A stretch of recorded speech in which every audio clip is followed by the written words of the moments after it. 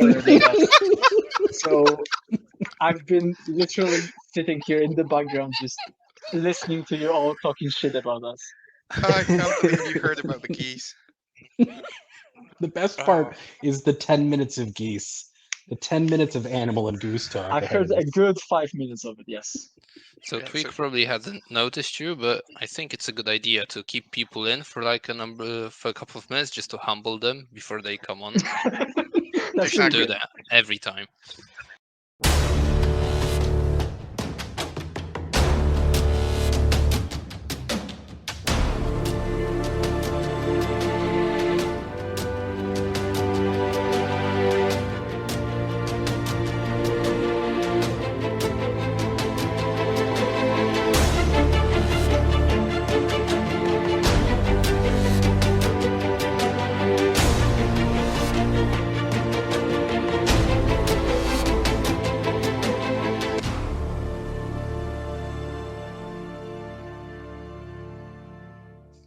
Hello, everyone. Welcome to another episode of Contact Lost of our WTC Crème de la Crème series, where we interview the last year's top 10 teams before we go into the event itself.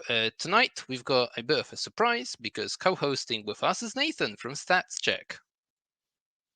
Great to have him on. Then you've got the usual duo of Tweak Hello, everyone. and myself. I don't know why I'm gesturing because you can't even see it. And then what appears to be on the right of me on the screen, we have Pumba from Team Poland. Hello, everybody. Nice to be Hey, invited man. again. Yeah, pleasure as always.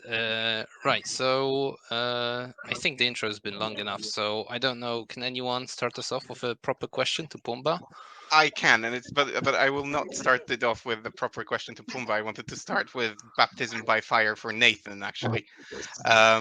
So here we go. I mean, you came to a Polish podcast doing today an episode about Poland, the country of Grzegorz Brzęczyszczykiewicz, Grzegżółka, and Szczebrzeszyn, that are genuine Polish words, names, and names of places. So now Definitely. we need to check how well you do. So let me show you something on the screen once I find it. Brother, I am Oh, scared. Yeah, I you am should. scared. You tech should. boomer time. Yeah, Is absolutely. it gonna work? Is something gonna pop up? Wait, it's going. It's almost there. Or is it? No, wrong one. No, I cannot show you. I guess I have to share my screen really quickly. So there you go. I wasn't expecting a quiz show I from know. me, which is a terrible idea for an American just in general to be quizzed. What You the should be fuck? seeing this on the screen. Try and What read is that. that? Fuck, I can't I even see couldn't that. read that, by the way. I could not read that for the I'm- life of me. I'm I'm glad just gonna that say that. I'm glad that there are just two Polish people saying I couldn't read that well. No fucking way. I Um, could it is- try. Je wish, je wish, je wish, je wish, je wish. Nick? I don't know. Very nice. That's Very nice. Close enough. close enough, to be honest. Close Yeah, enough. it's All right, not let bad. me stop sharing. Yeah, that was just to test how well you do. But we don't intend to use any Polish here today. Actually, we're going to talk about Team Poland, and now we can kick off the proper conversation. So, Pumba, um, Poland has been to the event since its very beginning. I think since 2007. So, I do believe so, yes. yeah. So before we go to talking about the this year's team, let's say, what makes us, the Polish people, want to go back to that event over and over and over and over again? Is it the event itself that has something special about it, or is it the Polish people that are special in a way? That's actually a very difficult question to answer, I feel like. Um, to be honest, I don't have the experience of some of the like super veterans of the team, right? We have people like Skark in our team this very year, and he has been in the team almost every year. He has been and he has attended every single ETC slash WTC that has ever happened. So I think his perspective on this is very different to mine. Definitely, there is a. If I were to guess or like take this like responsibility to answer for the whole group, I think it's gonna be different for different kinds of people. And for me, that would be definitely ambition. Like it's just that, right? There's no real money involved in playing Warhammer, at least for now. Not like earning championships doesn't actually make you make a living out of this. And I think the fact that we have historically been so successful just like pumps this ambition even harder, right? Because you have this incredibly high the goalpost is so high up that aiming for it is kind of very difficult, very challenging. And if you have a right group of people, which we do happen to actually find every single year somehow, you are just trying to reach those goalposts. It's a great achievement to accomplish, right? Because you have this history of us doing great things and the ambition that drives us towards every single event. This is kind of the most important goal to achieve for a 40k player, at least for me, in my view, right? There's things like LVO, for example, which is a singles tournament, one of the biggest in the world. It is not the biggest in the world, by the way. I will, I will not stand for anybody calling LVO the biggest tournament in the world, but it is one of the biggest. It is the most known, for example. And that is very different, I feel like, from this tournament that is basically like Olympics of 40k, right?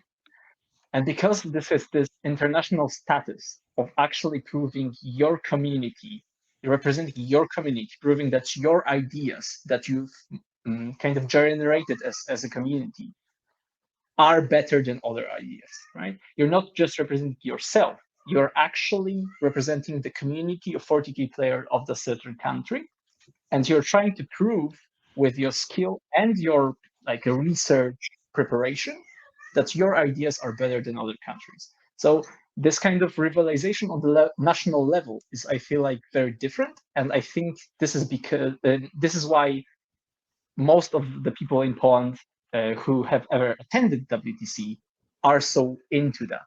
Like we actually focus very hard on that because this is kind of this Olympic status of the event.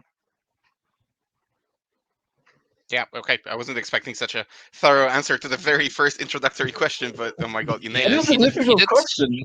He did very well, given that when the first ETC back then took place, he was probably being breastfed. Oh, If I was alive at all, I'm not exactly sure. I think it's been running like 20 years, so I might have been like 6 or something.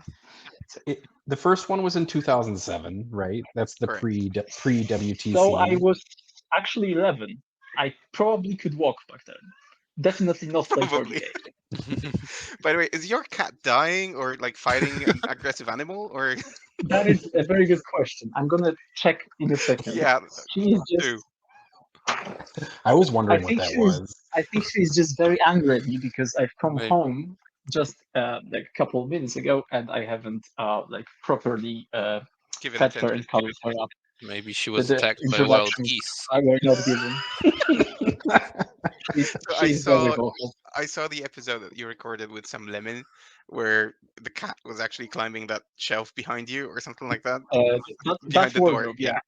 She does that sometimes. She also, whenever I'm actually doing podcast, she's very active for some reason. I think this is because I'm talking to people and she wants to be very involved in that. Attention whoring a little bit. Yeah. Yeah, as cats do. So okay, Pumba, the WTC website, if and by the way, we will link the WTC website in the comments of this video. The website says that historically the Polish average placement at that event from its beginning is first place. Like that's the average that comes out of the calculation. I don't know, Nathan. I see that 1 you were second. appalled by this. I didn't make this calculation. So I think there's an important thing to talk about when we talk about averages. Go on. Let's go. That's But the scientific fucking answer. Instead, what I'm going to say is that Poland has like one placement that's just way better than Germany's. Germany has like 1 9th place placement. And because you guys are within a percentage basically of one another, like the team Poland gets the first place position, but Germany has won more WTCs than Poland has. And it makes me wonder if there's like, is there a rivalry there? Just looking at the numbers, do Germany and Poland consider each other like the two brothers fighting for the crown every year in the WTC? Not brothers, Mm. definitely not. Well, Well, from what I've heard, because the German and Polish story at like in ETC has been a very long one, and it definitely was a rivalry there. From what I heard from veterans, some of the people that are in this year's team, for example, there used to be a real like super high rivalry between the teams. And this happened basically it was whichever team won fighting each other that was going to probably win the event. Now the field has really changed, and I really feel that. And when I speak that, there is very much less like heartfelt rivalry and much more camaraderie in the general WTC space. I feel like I think it's very competitive, but I don't feel like there is a single team that like anybody is actually, I don't know, trying to beat for whatever reason. We are just trying to win the event, and definitely there is a like maybe in the back of your head you're always thinking, let's, I don't know, let's do better than Germany.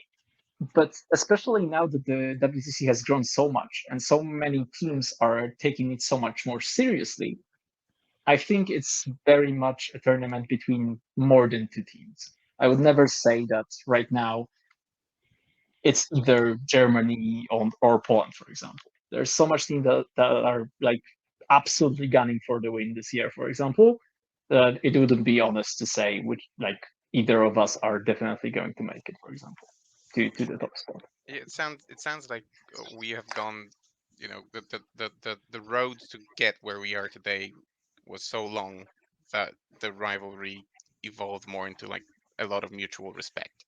That the teams, like when you have the draw, for example, when you find out with against which teams you're going to be playing, Germany definitely seems like an opponent that you need to respect, you need to take into consideration, you cannot scoff at or anything like that. So that's what I noticed, at least. Yeah, definitely, I would agree with that. Although I was saying that, like this whole beautiful thing about there wasn't like a single team that everybody's trying to beat, but at the same time, hashtag anyone but England, please. I was actually going to say, I was like, I have enough WTC people in like the podcast back chat for us for stat check that I just knew. I was going to say, isn't the exception that just everyone wants England to lose though? Like if England went 0-8, or I can't remember how long pool play is versus the playoffs. I am very new to WTC, so coming into this was very strange for me. If England just didn't win any games, nobody would shed any tears, is basically what I heard. But isn't it the Yes, same that like is definitely the case, and that is a motion I will second. Anyone but England. this something like with football? Like, when every single time when they play football, there's a World Cup and the English are chanting like, it's coming home, it's coming home. Everyone else in the world is like, no, it's not. Yep, and it is the same in WC because they think they made the rules so they like are good at the game. They are not. Don't believe them. Shots fired. I think we should stop because we will be hosting them next week. So it could backfire. That's even better. You're like encouraging me at this point. So next week I should be on again, and I can say, so last episode I was on with Team Poland, and Team Poland said, I also know, I think, everybody in that team. So yeah, they know what to expect when we have you on. So, okay, coming back to what I wanted to be a question, but Nathan somehow stole the show and asked his. So the question was, Polish team has been in the event for like year after year, quite successful. Do you as a team member and you as a team as a whole, do you feel the pressure? The pressure, for example, from the Polish community that the expectations are high. How are you handling that? Yes, like straight up, definitely yes. I think the fact that we have done historically so well is definitely laying on us every single year. Last year was actually my first WTC ever, and playing some of the games, you try to focus solely on the game, right? I think focusing anywhere, like your mental space should be that you are just focusing on the game being played right in front of your eyes on the table in front of you. But in the back of your head, there is definitely like outside pressure. Outside pressure coming from the fact that you are expected to go at least top three. Like legitimately every single year that we are not making podium at WTC, I think everybody would be very disappointed in our result.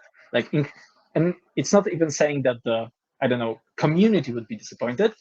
I think that our like players, us, would be disappointed with the result, right? So the combination of like pure skill, the history, is something that we need to deal with, and is something that simultaneously definitely makes us stronger, because just because of that pressure, I think we are also preparing more, just straight up. I think that pressure also motivates us to bring our best game, right? To spend as much time as possible to deliver to those expectations. But you definitely don't need to work on your like mental to don't let that pressure overtake you while actually playing for the game and while being at the event itself. So, what about last year's event? I mean, have you had a chance to sit down and analyze what might have cost you the final against Australia? And have you taken any steps from that to potentially mitigate the situation this year? Yeah, definitely. The game against Australia, I think most of us will be analyzing for like the rest of our 48 careers. It is this kind of experience that if you play in the finals and you know you're gunning for the win and then you lose, it's gonna just stay in your like head forever, I think. And the difficult thing definitely is like extracting useful lessons from that. And I think we have managed to do that. I think the main takeaway that we have is that the most important part of WTC is not actually the skill difference between teams. I think there's at least 10 teams, let's say. That's a very like off of, based on nothing. Let's say 10 Rough teams. estimate. Exactly. Who are exactly evenly matched in skill. I would be willing to say that. I think the skill is not something that actually differentiates the team right now, individual skill of players. I think preparation time and how much time you actually put into preparation is what makes a certain team win WTC. It is my opinion right now. And I think Australia has done incredible things to prepare themselves for everybody, and they have done incredible things to prepare very unusual, sometimes even off-meta choices that made other teams like us not being prepared for them, right? Because you cannot prepare for every single list that every single player in this tournament is bringing something off meta and being so perfectly prepared with it against the field is what actually caused them to win, in my opinion.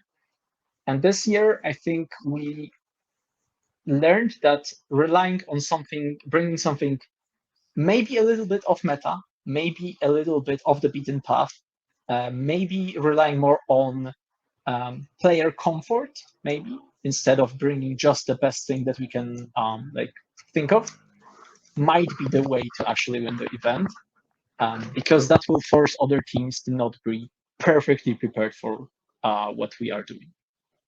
Yeah, I mean, given the release of the new edition, it feels like there might not be a defined meta up until the event, so it would be hard to bring some off-meta or countering meta armies. Do you think that this situation evens the field between teams? As in, you've mentioned there are a number of teams that you feel are like equal in terms of player skill. So does that kind of, the fact that we've got the new edition, does that amplify the chances to win for even more teams?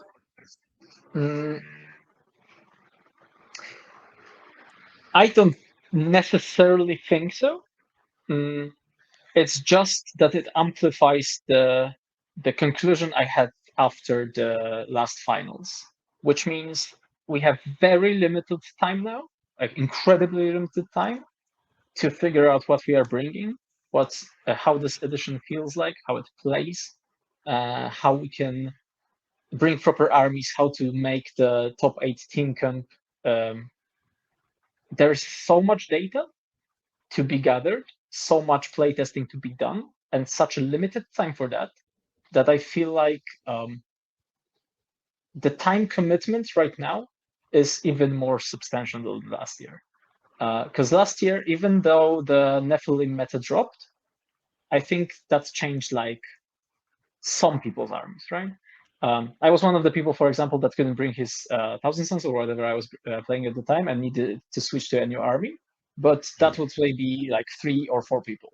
Right now, we have to figure out whole 8 armies for the whole new meta, probably new terrain system, new missions, and we have less time for that than last year.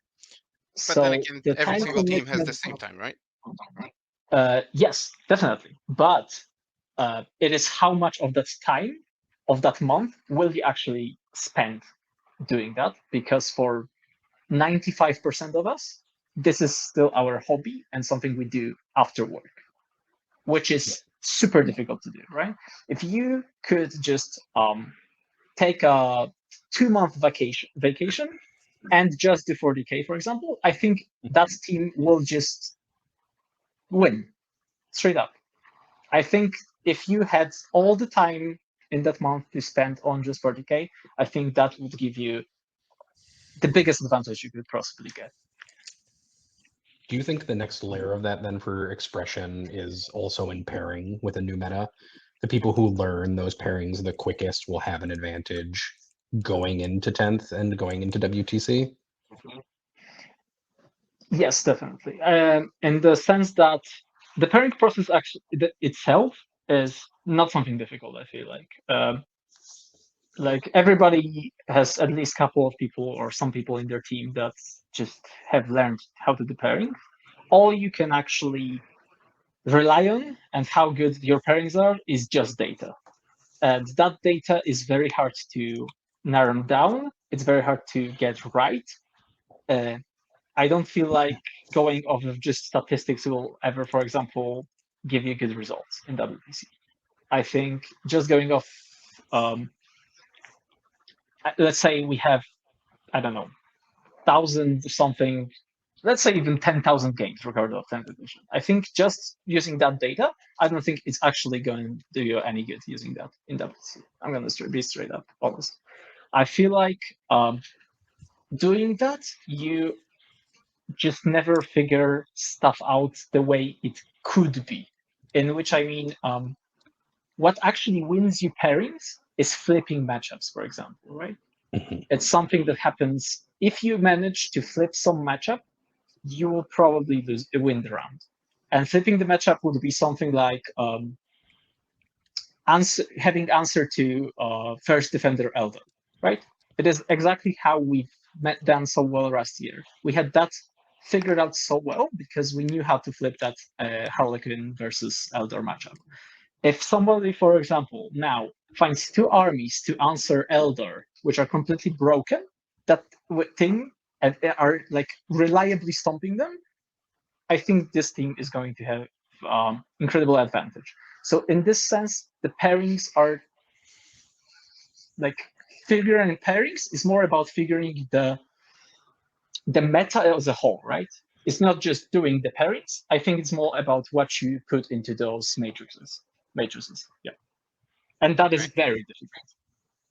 So, knowing that the 10th edition is on the way, did you? I mean, Oh, it's right here.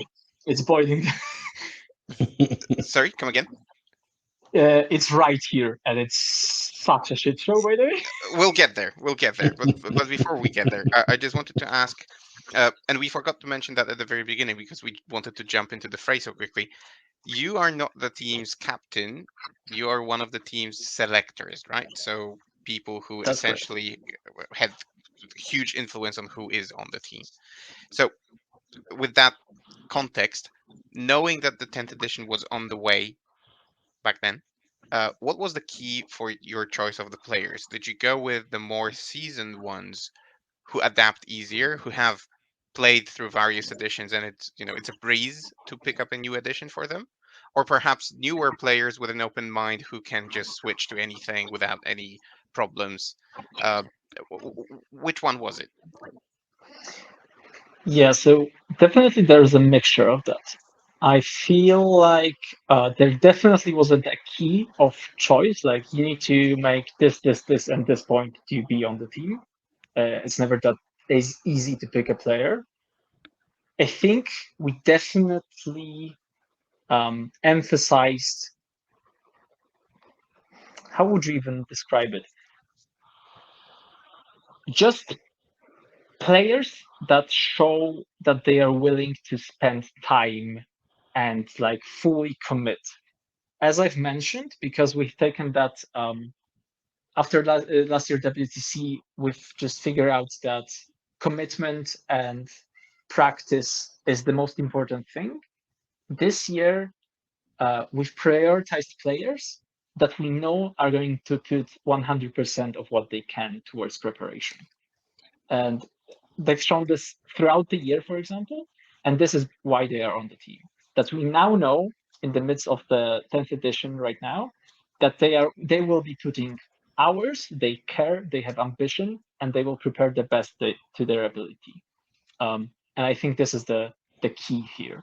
Definitely, there are some players like veterans who have switched editions 5 times, maybe more, and who are used to switching systems, to writing rule sets, to like make stuff work in the in this new environment. And there are newer players, but players who are just so committed to the cause.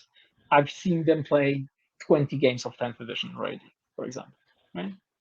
So there's a mixture of veterans and newcomers, or like people who have been to 1-2 WTCs. It's all about dedication, more or less. So not knowing like a lot about every country's individual selection process, what does Poland's selection process kind of look like in the broadest sense when you're selecting team members? Because every country is like a little different. So our system basically looks, how to explain this in the most concise and not like prolonged way to give you the gist of it. We have a system that the team selectors each year are themselves picked, or rather you apply to be a team selector. Then they are chosen from the candidates by the coordinators of different centers of play.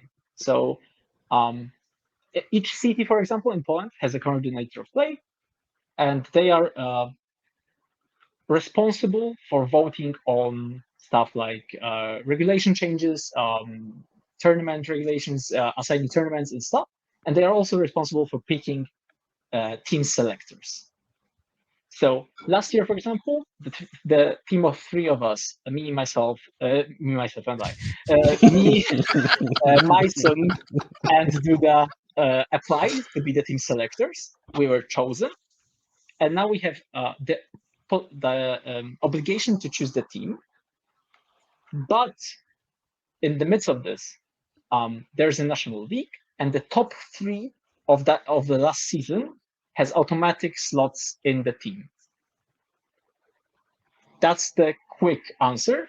But this is a very evolving process It's a loaded question. that is constantly evolving and is changing. And like, should the top three be in the team?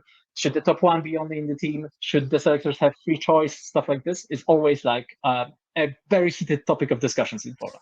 So But this year's something It's a very recurring struggle to have Yeah, that yeah, discussion. it is. Yeah, exactly. All But I'm this hearing year's is that I'm something- here to answer loaded questions. It is a loaded question because if you start digging into it, it's a rabbit hole, really. But we know something about it that shouldn't see the light of day. But maybe this year something unprecedented. Well, I think unprecedented happened because we had the top three of the league, who essentially worked their way up the roster throughout the year by attending singles events. And these people, I think all three of them, essentially gave up their spots and said, hey, it's really cool that we are in the top three, but we would like to go through the selection like everyone else. Is that correct? Or am I like misinterpreting something? Basically, that's what happened. Yeah, throughout Yeah. the season. And out of the And, three, how many made it onto the team eventually? two of them. Which is So Skark and Victor are on the team, and they were just selected by us in the selection process. mhm. So what did it take, for example, for I don't know, for Victor to get on the team? Because again, the community is so competitive, and there are so many people willing to be on the national team that being just the best singles player doesn't grant you a spot anymore. So what else did he have to do to actually get selected onto the team? As I've mentioned, he just showed incredible levels of dedication. I think he has attended like 6 international events since the beginning of the year. Like, he has attended pretty much every single international event that anybody there. from Poland or like the Polish team has gone to. We are talking like ITT with my squad. We are talking Alpine Cup. He has gone to the French Wargame Day, the huge French event with Meissen. He has basically shown that he's very willing to grow as a player, and he has also shown this in his development of his skills. After he has won the league, I think he was like half of the player he is now, and I'm genuine in saying that. That is my feeling. I think he's a good player on the table, but now he also understands what the team plays, for example, is about. How important estimations are getting it right. He just developed his skills and showed extreme dedication and willingness to play the game and develop as a player, just grow his skills. And this is just how he got onto the team, right? This is basically in line with what I said previously. To be on the team, you need to show dedication and like real drive to be the best you can. So just not just okay. So what he could have legitimately done, right, is say, okay, I've made the top one of the league. I've won like some or like 5, I don't know, huge Polish singles events, and now we can just coast. He could have done nothing, but he just decided to grow himself as a player, attend incredible amounts of, spend a lot of money. Let's be fucking honest, and just constantly evolve as a player to learn new skills that are visible right now. If you like compare him to his first teams events and him now, he's just like 2 times better at least. That's my opinion. So is it okay to go ahead? No, sorry. Go ahead. No, I was going to say. So it is. Have you guys announced your lineup then for the team? Yeah, I think. Where has it been announced? It's been so long. Like each day for me is like a week right now. I would like say a month ago or something.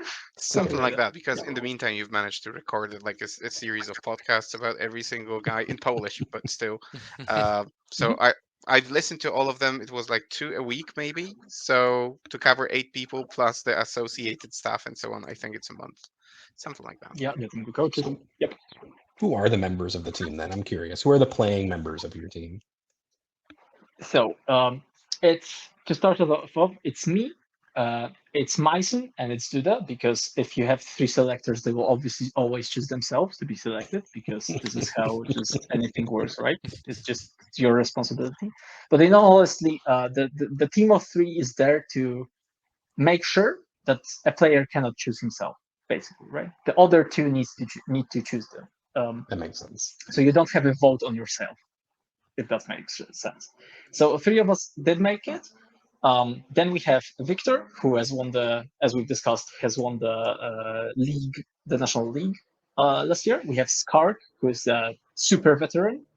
We have Leshu, who has attended WTC last year, for example, and has been in team, I would like to say, 3 times already, and like one time in Mercenary team, very developed and experienced player.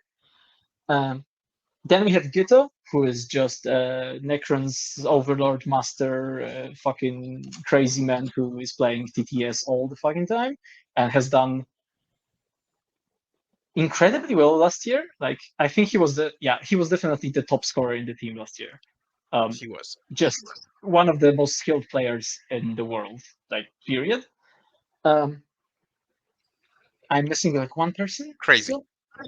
That's crazy. Yeah. So Crazy, who was supposed to attend last year WTC, and got just down with COVID literally 2 days before he was supposed to go. He has made the team again. Same thing. It's all about dedication, and he has like proven that he switched armies multiple times throughout the last season, and also attended multiple international events. Just a very competent group of people who have shown that they are willing to do their best and like prepare the best they can. I won't lie. I also selfishly asked the question so that I can figure out how to pronounce everybody's names. We are all using, of course, we are all basically, except for Duda, who is very simple, using some kind of nickname, because that's apparently how European 40k works. I've learned this 7 years ago now, and here we are. Yeah, it's just I learned that it's not Madgeson, apparently. So that's what I learned today. Just it's putting it Myson. out there for everybody. Yeah, exactly. It's just Myson. Is it your It's son? everybody's No, son. At least once someone said that stupid joke and not me. Thank you. No problem. Always here to deliver. So Pumba, you are really good friends with Duda. Duda, I don't know if he was appointed or if he selected this role for himself on his own to be the captain, but it's really like a genuine question from me. Do you think that he is going to have a tough job this year with a team of huge talent, but also people with different personalities and different experience, and also in the context of a new edition that is unlike what we've seen in the last years, that introduces a whole load of randomness, a whole load of unpredictability? Do you think that his job is going to be more difficult than our previous captains last year, for example? I think his job will be definitely difficult. I think Team Captain's job is incredibly hard. Just managing people, especially during high pressure situations, as like attending WTC, is just difficult. Nothing is going to change that. Does the new edition help or not, or change things? I am not particularly sure. I think it's a little bit too early to say if the edition is actually like super more swingy. It definitely feels like it. Maybe, but it's like 50-50. I think the most important thing is that he will just need to make executive decision, sometimes on the spot, and that is just a lot of pressure on himself as well. And of course, he's still playing. So there she is, obviously. If his job is going to be more difficult than last year captain, no. And that is because last year captain, who was Typhus, was supposed to be a non-playing captain, and then he ended up playing the fucking tournament. Yep. So Thanks to Crazy Count. like, yeah, so this is a difficult like achievement to one up, I guess. is actually managing the whole shit and actually playing the 40k game. This year, definitely learning from that last year's experience. We have a spare player, for example, coming with us, who is going to be the coach, but he definitely can step up to be a player if something like happens. You just learn from your mistakes, right? You never repeat the same thing twice, and it doesn't really happen. We have also split the responsibilities of last year's captain. We have a proper head coach this year who is supposed to manage data, be overall just a helping hand in the logistics area, let's say, but also in the pairings process. The pairings are actually done by a completely different group of people than Dita, which is going to be me and Myson mainly, managing just that side of preparation and things. So learning from last year and what happened, just we have developed the team in such way that we are just now fuck up proof, let's say. At least we hope so. Knock on wood. Knock on wood, definitely. Like hard on that. But yeah, I don't think his role is going to be as demanding as last year. Please God, hopefully. Because nobody wants to repeat that. Because I've seen Typhus after the first day, after 3 games at WTC, and his brain was just flowing out his ear in the evening, and I completely get that. So nobody wants to experience that again. But his job is extremely important and a very difficult and demanding one. Just, I think that the biggest thing is actually the pressure that is on him to make executive decisions on the spot, right? He's supposed to be the person who tells the player to push if they need to push. He's the player who tells the person to, you are supposed to lose, make it as close as possible, for example. And as I've said, managing people, managing their emotions, doing it correctly at the heat of moment is just difficult. It's never going to be easy. Yeah, I remember last year when I interviewed Typhus and so on. He told me that managing those emotions, those especially in those moments of trial, are extremely taxing, and to have everything under control, the emotions under control. I think last year, Typhus introduced this ban on like social media and so on so that I don't know. You can confirm because you were there, but it did seem like the players from the Polish national team were actually not allowed to post anything on social media or go to social media, not to read comments in the social media, just to not let the pressure, the stress get into their heads. Are you going to be doing the same thing this year? So there was no formal ban introduced. Nobody's like give up your phone, you will receive it back after the tournament. But it was discouraged, let's say. And I think it was a good choice, and I think we'll do the same this year. It's everyone's decision, basically, right? We are all mature people. We are all adults, at least officially. So everybody needs to manage what they can handle. If they would like to, I don't know, read the comments of what's happening. If not, for example, last year we drew the first game, which was a big surprise, right? It was basically like losing. Everybody was like, "What the fuck happened? How did the Poland draw Belgium?" Right?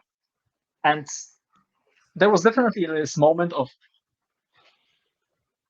pressure on us. Can we recover from that? Because we've practiced for 2 years. There wasn't a WTC happening for such a long time. We've done so much to prepare. Are we just going to stumble right now, just fall on our face and keep losing or something? Are we not good enough? And I think that discouraging players to I don't know, indulge themselves in this in this naysaying is not the correct word, but in this catastrophical theorizing. Negativity. Negativity is probably the best word, yeah. And just going into social media, going into Discord, reading, I don't know, negative comments, but I don't think there was actually a lot of them. Definitely helped.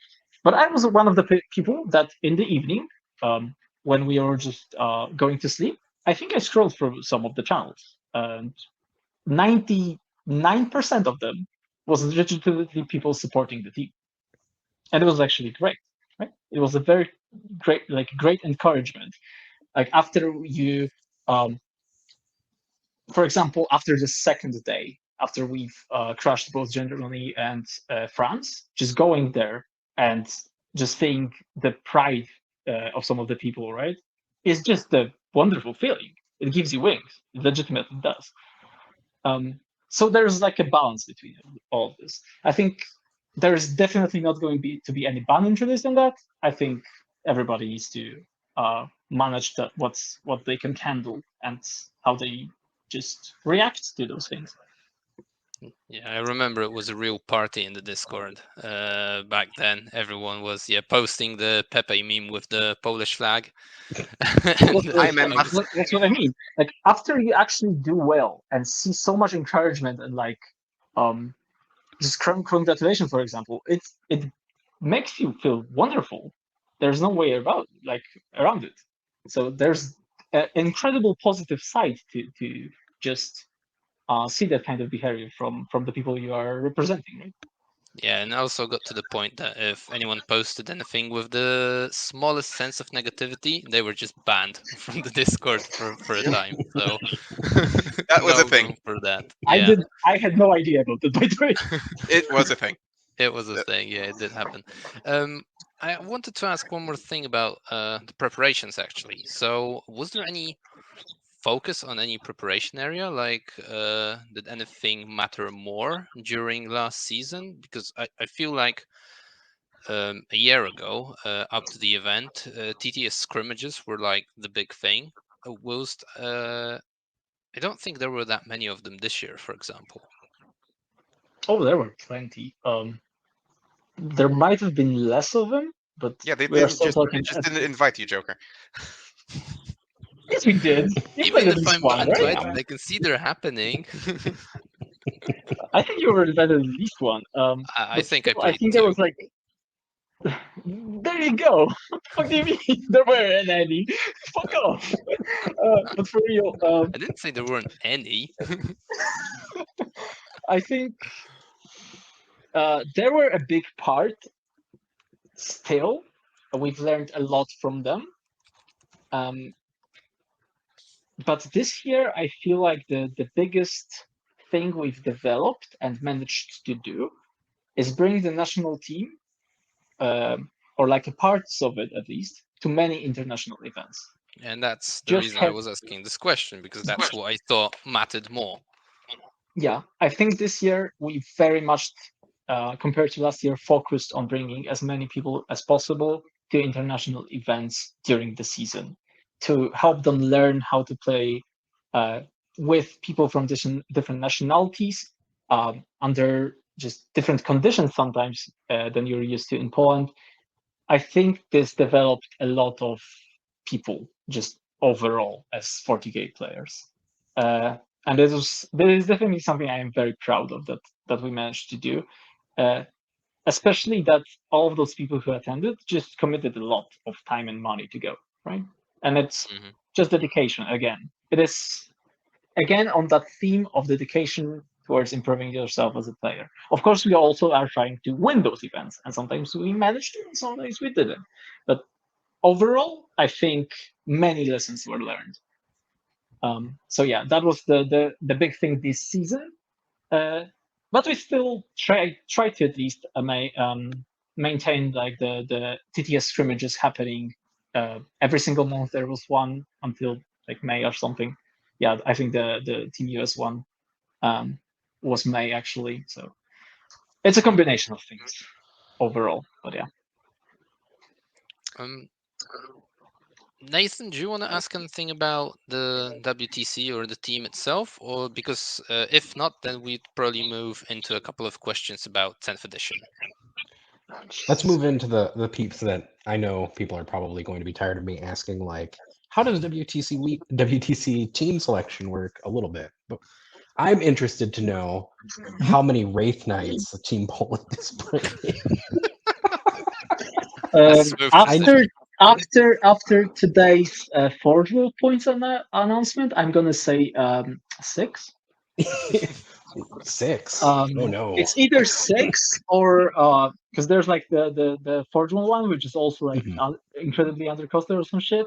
The We don't know Scavenge, the exact data sheet, but I just assume it's broken. It's Elder. So you just assume it's fucking crazy. Or you just bring a Reaver Titan or whatever it is called, Phantom Reaver, the smaller one. Oh, 1100 point, the 1100 point Titan, the Revenant. Yeah. I think we are at the current the current state of Elder in 10th edition. I would describe as you will be very you need to try your best to not bring something that will just absolutely demolish your opponent. Like you are legitimate needs to be fucking up on purpose. I feel like we are at this point.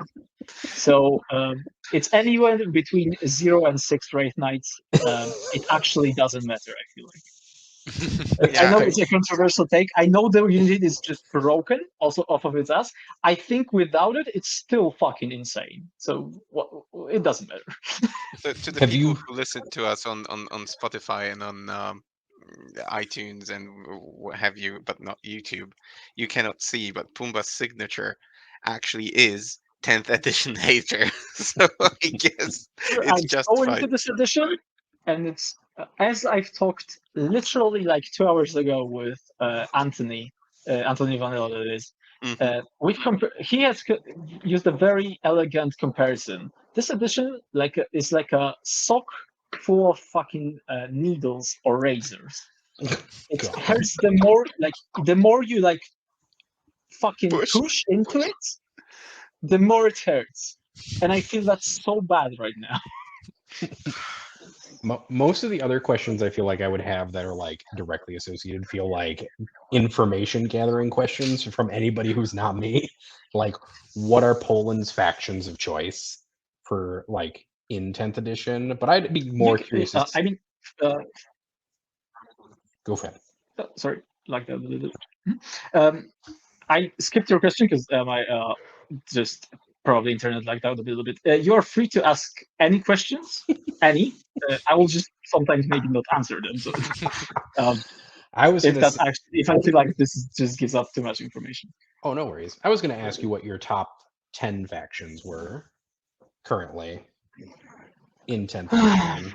They can probably tell you the top 26 or how many are there in the game. Legitimately, I'm not kidding. Like, I'm not trying to actually avoid the question. It's difficult. It's a difficult question that I've been super into figuring out for the last week, or not even. Because I'm responsible for the pairings, I'm kind of responsible for picking the right armies, or at least gathering a team composition that is going to work. And except for a few very simple answers like you bring Elder because good, you bring Space Marines because good. It gets tricky after that, right? And there isn't. I feel like if this edition just if you exclude the fact that some armies are just unplayable garbage, and exclude the fact that some armies are just incredibly bullshit, the middle is kind of okay, and I feel there's a legitimately interesting meta to be had there. The problem is also that this this interesting meta to be had is jeopardized by garbage rules of 10th edition. By which I mean there are some changes that are just I don't enjoy at all. But even in that system, I feel like if some factions get the cut, because I don't believe like Death Guard are ever going to be good. I'm not just I believe in Santa, but not in Death Guard being good. Sorry. Then figuring out the top 10 factions even gets very difficult, and I legitimately don't know it. And I've spent. I think I can legitimately say I've spent at least 60 hours just trying to answer that question for myself. I guess the real other question that I have is what what is the rule that makes you the most upset? Because apparently the rules are making you upset. And I want to know what the rule is that makes you the most upset. The most upset. Such a long list. It's hard to choose from. So let's go with the generic core rules and then Yes. army rules, if that helps. No. I'm thinking core rules. I think army rules are flexible sometimes, maybe except one of the armies. But So in the meantime, maybe there's one little rule that you actually do like, That's also Or- a good idea. or absolutely no. it's difficult with It's rules. even harder. To be honest, I'm gonna say that missions are fucking incredible. I so fucking wish 10th was just the evolution of 9th with this With mission. the missions. Holy shit, that would have been so amazing. This mission system is legitimately the best thing they've introduced by a long shot. It's the best mission system we've had since the combination of Eternal Wars / Maelstrom that ETC nations were playing in 8th. And then basically GW told everybody that they are playing ITC now, and it was fucking ass. Just putting that out there. That actually adopting ITC system is not good, by the way. It's boring. It gets really boring. Repetitive. Yeah, but this mission system is gorgeous. I love it with all my heart. I wish I could be playing a different rule set within those missions. Okay, I'll rephrase the question. Wait, Pumba. So I'm sure that I just checked on YouTube. Over 6,000 people have watched or listened to the Fireside podcast, which is like 6,000 on YouTube alone.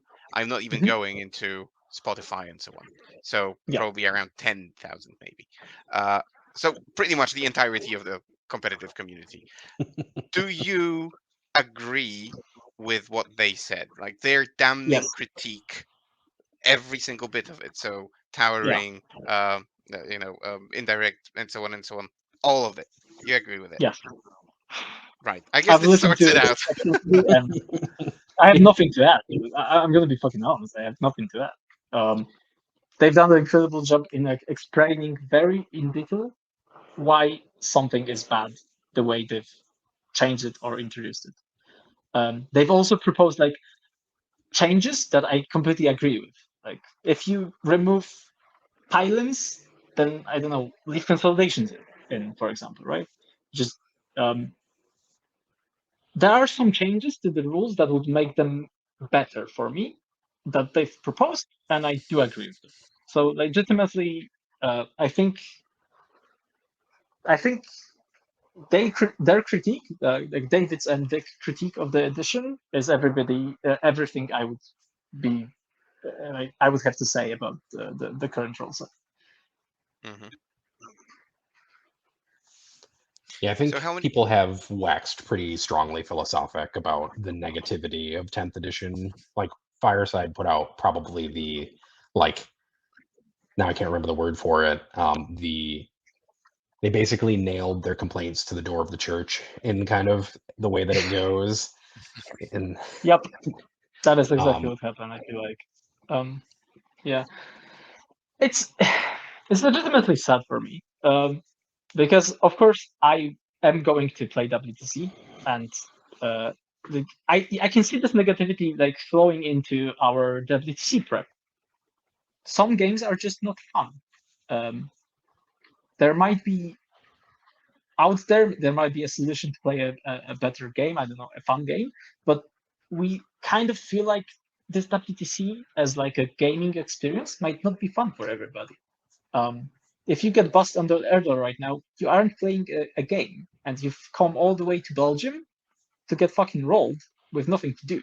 And there's no skill involved almost, which is disheartening. And testing stuff can be disheartening as well because of that. Because sometimes you feel like you're not actually playing the game, you are just going through motions. For a competitive player who's trying to always do his best, that's discouraging from actually trying and putting the time in, right? If I was to answer the question, what do I hate the most as a core, rules thing, I feel like it's just melee, actually. Which is a weird answer, kind of, because towering fucking sucks. Indirect fire fucking sucks. Sure. Like, losing psychic phase still sucks. But I just hate how unviable melee feels like. And it's a combination of the rules that made it this way, and just the fact that every Space Marine with Power Fist wins everything on 5+. So it's the combination of the two things that just make me very disheartened towards that. Like, my favorite army in the game is Blood Angels. Holy Jesus. When I see a Sanguinary Guard profile and imagine it just smashing into any vehicle right now, I'm crying into my pillow. Like, brother, they are going to do nothing. And it just feels awful. And I need to get through so much hoops to actually get them there. And then I cannot do shit if I charge like 2 units and I kill something, for example. That's just melee feels dead. Like, legitimately melee feels dead, and that's the worst part for me, because I feel like melee really was the key difference between exceptional players and like good players and then average players. Yeah, that was that technical part, right? It was very technical. It was what you could do. You could argue you were pushing on the on the verge of what is allowed. Sure, you are pushing the rules. You are doing the jank, as you say. But in like playing WTC setting, right? Of course, we are talking just about WTC, right? I understand for the average player, even average tournament goer, the system might be better. I kind of have problems why that actually isn't the case. But if it felt right, because in the WTC taking among the top players, everybody understands the giant, right? There was no like, nobody would. You are doing the fucking consolidation, I charge in the opposite direction things, but you made it work. It was your plan. You planned it, and everybody understood what was happening, and that just allowed you more flexibility and to show you off your skill and your planning, stuff like that. It is kind of gone. It is the saddest part of this edition, at least for me. So does the team setting somehow allow you to bypass, perhaps through pairings, through everything that teams do, to bypass that those difficulties that you're describing, that certain armies are overpowered and certain armies seem a bit weaker but can do well if paired well, for example? Is that a saving grace? Absolutely. Like, Jesus Christ, if that wasn't like an 8-man team event, imagine playing singles. Holy shit, that's crazy talk. No, but in the 8-team settings, as I've talked previously, I feel like there are some armies that are way above the power curve, way below power curve. But there's a decent amount of armies that will play a proper game in the middle. Because that is the case, and because the teams are comprised of 8 people and 8 different armies, you will play some people will have a proper game out there, and those games will decide the whole thing. So there's still legitimate competition, competitive play to be had in this format, because it is a teams format. If I was to play a singles event right now, I would cry myself to sleep every single night, because I don't think that is actually possible to have a competitive event and competition that shows any skill, kind of, even. But in that format, you still can. Some people are going to get fucked. It feels bad, but the team versus team aspect will actually make it a competitive event. Still, a competitive game, a competitive match amongst 8v8, like between 16 people. Sure. So at this stage, are you actually like yearning for an FAQ that would repair what is broken and allow for a more even tournament? or would releasing an FAQ, I don't know, tomorrow, I think tomorrow is when the box gets released.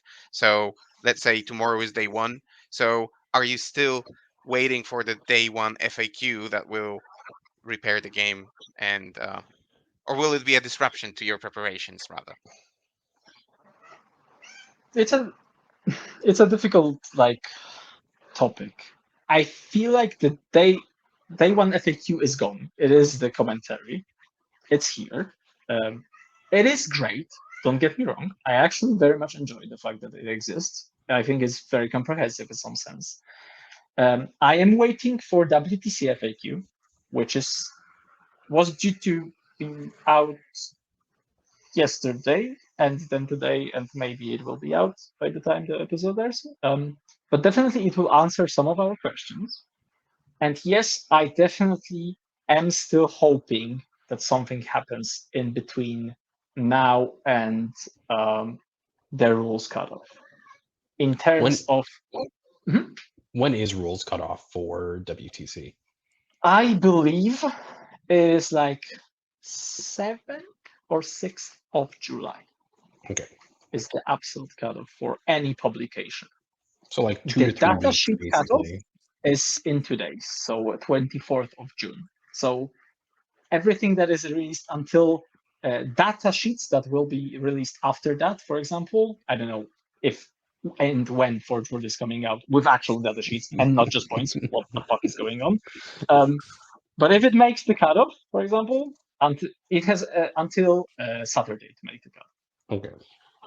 Yes, I am kind of hoping that this delay in Forge World publication means that there's something brewing in the backend, let's say, of 10th edition, and that the absolute outrage that is just swarming the internet in terms of at least Elder, for example, will be answered in some way. I am hoping for that, but obviously there's no way to know. It's just the hope, because currently I do believe that some armies like the aforementioned multiple times Elder are basically reducing the teams to almost 6v6s matchups a little bit. It's that bad. It's like Iron Hands 8th edition nonsense level. It's super bad. You're just throwing so one there's a- player under the bus, basically, at Eldar. Yeah, and so then you do that for hoping both it's- teams, right? And then you're playing Yeah. 6v6. I would rather be playing 8v8, is the gist of it. Mhm. So, what is Team Poland investing their efforts into now? How are you preparing on this last stretch? So there's a shitload of testing. So many games are being played all of the time. And there's not a single day that I don't see people just practicing, just putting games in, figuring, iterating their lists, iterating design. I am actually super deep into kind of theory crafting, as I've mentioned. I've legitimately have not played that much yet. What I've done is trying to gather information from what people are telling me to actually dissect it and make it into a cohesive team, right? So have an idea of what is going on through every single faction that is in the game that is being played and tested. And it's just a lot of analyzing work, basically. It's just a lot of reading people's thoughts, or streams of consciousness just spilling out onto the discourse chat, and then trying to synthesizing it to, is this good or is this bad, or is this iteration that is, I believe we are maybe on 40th iteration of Necron's list for Ghetto. Is this one good? What does it play against?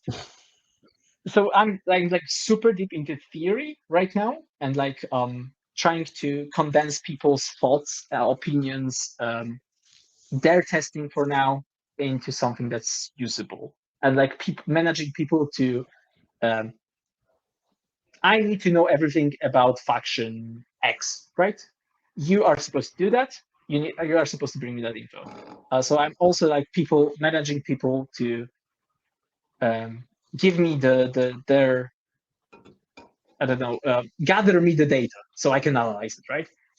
So I'm managing people to do that. And then we have, if I manage to actually synthesize that into a 8-army team comp, then we'll be just practicing the fuck out of that and iterating on the list after list after list after list. That's basically it, right? Mm-hmm. So you're just playing games, trying to figure out how the edition actually plays, how the army performs against different factions, what are all the armies all about. The problem with that is obviously until everything is, because it's a new edition, everything is good until proven wrong, except for Death Guard, because fuck them. So if you see the most obnoxious, like out there idea that you absolutely don't believe will score a single point ever in the game of 40k, until actually someone plays it and proves that it's shit or good, it's considered to be good. It's difficult. Because I have said, limited time, limited resources, it's a lot of data to be gathered, to be actually processed, to have something out of it. What I can say is actually we are planning to have a great, like a major video call is not the right thing, like just a call, a session of thinking and like information sharing this Brainstorming. Sunday, I think. So I'm hoping for that to be like the day that I have all the information I need to actually send people off to do. I don't know. You play that army, go and play the fuck out of that, right? Because now some people are just switching between 3 armies, play testing them. Some people are not on the final army. I'm hoping by this Sunday to have figured out at least the first sketch of a team comp. Awesome. So I think I've been told I get to ask the last question. That's great. And we're going to go all the way back to the beginning, and I'm going to ask you to make a decision. Who will win? A European goose or an American goose? Have I actually seen an American goose? I'm sure I have when I've been there. Oh, trust me, they are wild. They are. I'm gonna say when I say American goose, it's really a Canadian I'm gonna say goose. the American goose.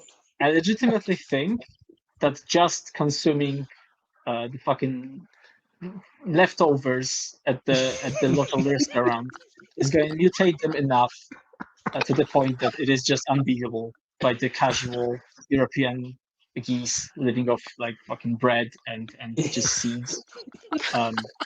I think the aggression levels as well is just going to put it on over the top, and the American geese will take that fight easily. We have our episode introduction right there.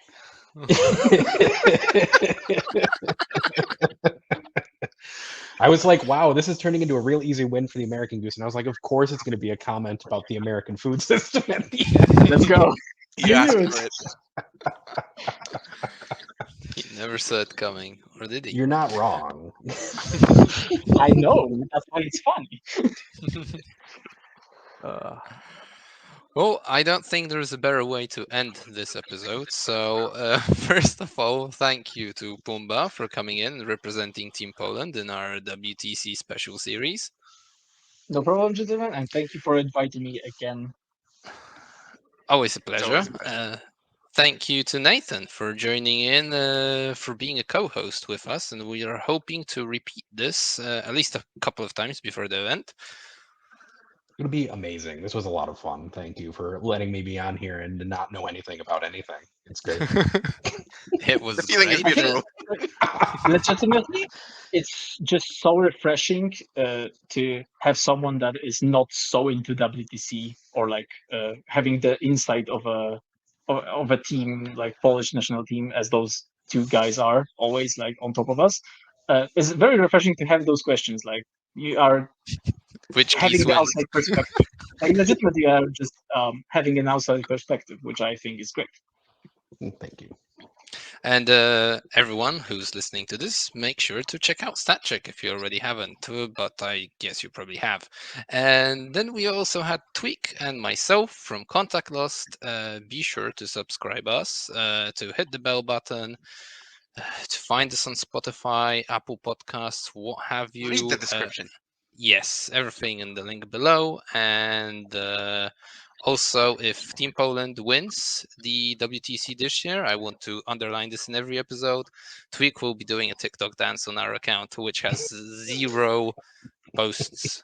A yet. lie repeated over and over and over becomes That's truth, so so weak.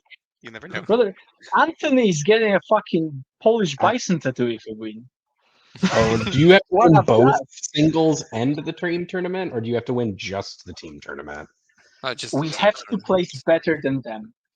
Oh wow, that's a pretty I- easy bet for I Poland, still really. have some The problem, space. the problem with that bet is also it's symmetrical. And I'm on the other end of that, which there is a very distinct possibility I might end up with an Team USA eagle tattoo on my fucking leg. But I just don't allow myself to think about that too much. But I is it about mean- winning or coming higher or ending up higher? Just finishing higher than the other team. Tweak, gonna I'll be do the interesting. TikTok dance with you if Poland wins the whole WTC. I'll do it with you. There we go. I'm Oh, okay with the go. TikTok dance then. I'll do it with you. We can record it in parallel. It'll be great. Awesome. All right. And with that, we're off. Thanks, everyone, for tuning in. And until next time, goodbye. Bye-bye. Bye everyone. Goodbye, everybody.